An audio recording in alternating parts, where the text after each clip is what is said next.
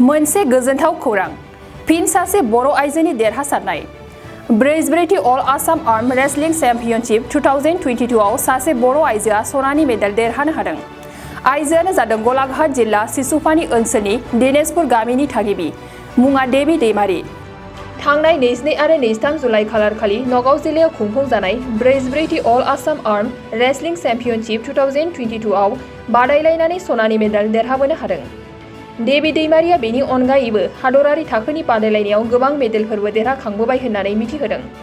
थारैनो देबि दैमारिया रांखावरि आंखालजों नाख्रेबजानानैब्लाबो उन्दैनिफ्रायनो बिबथिनि न'आव थानानै गावनि गेलेनाय आरो फरायनायखौ जागायजेनदोंमोन आरो दिनैसिम बे थाखोआव सफैनो हादों। गिबियावनो आं निउस चेनेलसिम थेंक्स जासिबाय, आंनि खुलुमनायखौ बावहरबाय आरो आं दाखालि जितु नगावआव जालांनाय 22/23 आव आर्म रेसलिं गेम तो बेयाव आं चेम्पियनशिप जानो हादों, COC खौ लानो हादों। अल आसाम स्टेट गेममोन। बबे इनस्टिट्यूटनिफ्राय थांदोंमोन गिबियाव? आङो जितु प्रेक्टिस खालामदोंमोन, आं जिमाव निउ बाहाबलि जिम होननाय बेयाव प्रेक्टिस खालामदों। बिनिफ्राय आं गेलाबिलाव दं। सिगाङाव माने नेशनेलफ्रावबो गेलेबायमोन नामा? औ गेलेबायमोन आं। लुधियानायाव आं सेकेन्ड मोनदों आर्म रेसलिंआव आरो पावार लिफ्टिंआव आङो जेला थांदोंमोन पाटनायाव बेयाव आं फार्स्ट गल्ड मेडेल लानो मोनदों आरो उनाव बबाफोर गेलेनायनि सिमां दं नामा? औ दं। आं दा आगस्टआव थांगोन, मा होनोमोनलाय बेखौ, जम्मुआव नेसनेल जागोन इयो। आरो जिहेतु आगोलो आङो गेम गेलेदोंमोन, बिनिफ्राय साबसिन गेलेनो हायो आरो रायजोफोरा जुदि हेल्प खालामो आं थांनो हागोन होननानै आं आसा खालामो आरो। नेसनेलखौ नोङो सिगाङाव बबेहाय गेलेहैयामोन? लुधियानाव। पान्जाबाव नङा होमबा? औ पान्जाब। स्टार्टिंआ बबेनिफ्राय खालामदोंमोन नों? आं गलाघाट डिस्ट्रिक्टनिफ्रायनो खालामदोंमोन स्टार्टिं। बेवहाय मा देरहानो हादों? गल्ड मेडेल लानो हादों। आं जेला डिस्ट्रिक्ट गेलेदों अब्लानिफ्राय आं गल्ड मेडेलानो लादों। तो नेसनेलाव आं सेकेन्ड लानो मोन्दोंमोन लुधियानायाव। स्टेटआवबो आं आगोलो गल्ड मेडेल लादों, खिन्थु COC खौ हायाखैमोन, अब्लाबो आं ग्रुप चेम्पियन जादों। बेबायदि गेलेनायाव जेनेबा रांनि आंखाल माबा मोनसे? औ जायो। आङो एसियान गेमनि थाखाय आं सिलेक्ट जादोंमोन, नाथाय आङो रांनि आंखालाव थांनो हायाखै। बे बबे जायगायाव जागोन? बियो माबा मा होनोमोनलाय बेखौ, मालयेशिया। बेवहाय थांनो हायासै नामा? हायासै। ओरैनो न'खराव सोर सोर दं? आदै दं, मादै दं। जोंहानि आइ आफायाथ' दंबाबो माने गैयि बायदि आरो, लोगोआव थाया। दा आं आदै मादैजों थायो। बेनिफ्राय रांखावरियावथ' उसुबिदा जायो नङा? जायो। दा जेनेबा नोङो नेसनेल आरो गेलेहैबावगोन? गेलेगोन। खुलुमबाय। निउस चेनेलनिसिम नोंथांमोननिसिम गोजोननाय थाबाय। जोंहा मानगोनां जोंहा सोनाब दिनेशपुर गामिनि देबि दैमारि रायजो पर्यायाव जोंहा गल्ड मेडेल मोनबोनो हानाय, गलाघाट जिल्लानि सिङाव थानाय सिसुपानि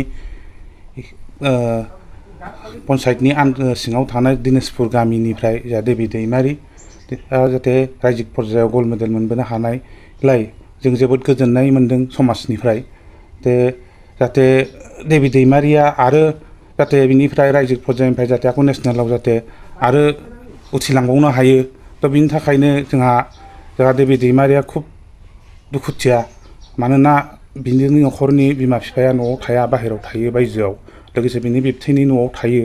जाहाथे देबि दैमारिया न'खरनि खुब आर्थिक अबस्था गाज्रिनि थाखायनो हयथ' सिगाङावबो बा नेसनेलाव थांनांगौ लुगैया दङमोन, तो नेसनेलाव थांनो हायाखिसै।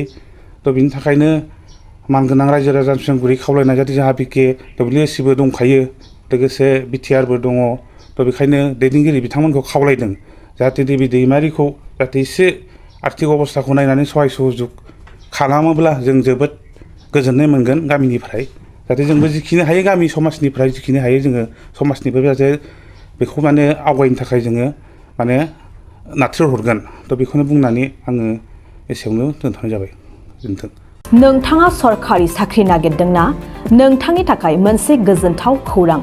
नोंथांनि थाखाय दं एडुकेट पइन्ट। जेराव नोंथाङा सोलोंथाइ लानायनि गेजेरजों सरखारि साख्रिनि गुबुन-गुबुन रोखोमनि गोब्राब आनजादफोरखौ उथ्रिसारनो हागोन आरो गावनि आथिङाव गसंथानो हागोन।